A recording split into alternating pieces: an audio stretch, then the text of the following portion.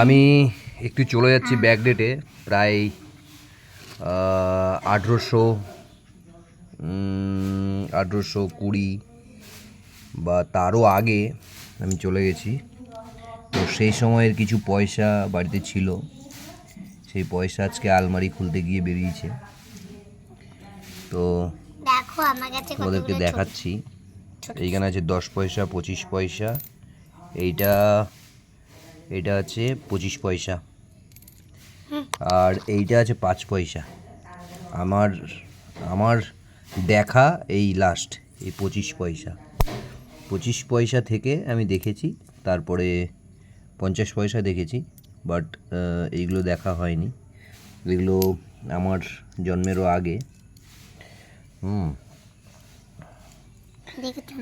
এইখানে আছে 10 পয়সা, এইটা হলো 25 পয়সা, আর এইখানে আছে অনেকগুলোই। বেটে ঢালো নিচে।